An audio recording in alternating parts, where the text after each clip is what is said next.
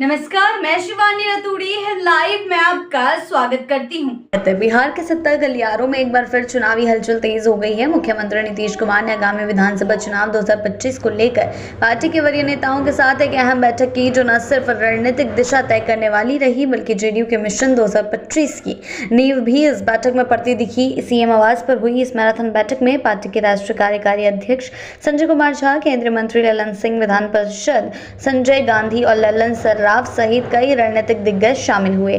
बैठक में सबसे पहले फोकस रहा सीटें और चेहरे, यानी कौन से उम्मीदवार कहां से लड़ेंगे और कौन से क्षेत्रों को जेडीयू प्राथमिकता दे रही है। 2020 के विधानसभा चुनाव में जेडीयू ने 115 सीटों पर दांव लगाया था, लेकिन जीत सिर्फ 43 सीटों पर मिली है और यही आंकड़ा पिछले पूरे कार्यकाल में नीतीश कुमार की सबसे बड़ी राजनीतिक बेचैनी बना रहा।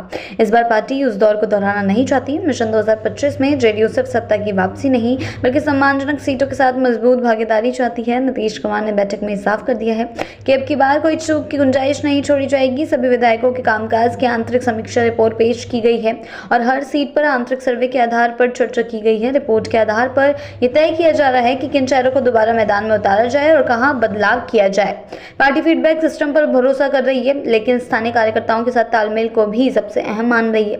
मुख्यमंत्री ने साफ कर दिया है कि बूथ मैनेजमेंट पार्टी की प्राथमिकता में सबसे ऊपर है। सभी नेताओं से कहा गया है कि वो अपने अपने क्षेत्र में सक्रिय रहें, कार्यकर्ताओं से लगातार संपर्क बनाए रखें और जनसंपर्क अभियान को बिना ब्रेक के जारी रखें। नीतीश जानते हैं कि शीर्ष स्तर की रणनीति काफी नहीं है, जमीनी पकड़ के बिना 2025 जीतना मुश्किल होगा।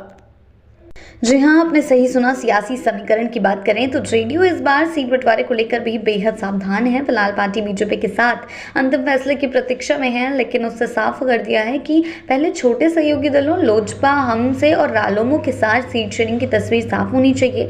जेडीयू चाहती है कि पहले ये सैटेलाइट पार्टियां अपनी अपनी पोजीशंस क्लियर करें, फिर जेडीयू और बीजेपी मिलकर बड़ी पिक्चर फाइनल करें। ये मांग एक संकेत भी है। जेडीयू भाई भाई वाले रिश्ते की जगह बैलेंस्ड बार्गेनिंग की स्थिति में खुद को लाना चाहती है।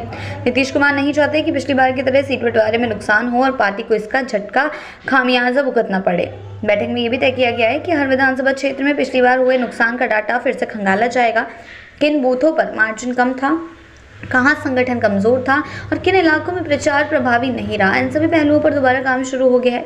मतलब साफ है, 2025 में जेडीयू बिना होमवर्क के मैदान में नहीं उतरना चाहती है, सीधा सीधा अपनी पकड़ जमाना चाहती है। राजनीतिक जानकार मानते हैं कि इस बार नीतीश कुमार की रणनीति सिर्फ सत्ता में वापसी की नहीं, बल्कि सम्मानजनक संख्या के साथ सरकार में अपनी स्थिति को फिर से मजबूत करने की है। वे ये नहीं चाहते कि बीजेपी के भरोसे सीएम की कुर्सी तो मिल जाए, लेकिन संख्या इतनी कम हो कि हर फैसले के लिए उन्हें दूसरों की तरफ देखना पड़े। यानी कि गठबंधन में अपने आप को थोड़ा बहुत ऊपर भी रखना चाहते हैं और जीत भी हासिल करना चाहते हैं। जैसा कि हमेशा से देखा गया है, नीतीश कुमार जिस भी पाले में रहते हैं वो पाला हमेशा जीत हासिल करता है। तो इस बार क्या नया मास्टर स्ट्रोक होता है, किसे बिहार की जनता चुनती है, ये देखने वाली बात होगी। आगे के अपडेट्स के लिए जुड़े रहें हमारे टाइम्स के साथ। चैनल को सब्सक्राइब करना ना भूलें और हमारी फेसबुक और वेबसाइट के साथ भी जरूर जुड़ें। हमारी फेसबुक और वेबसाइट के साथ भी जरूर जुड़ें।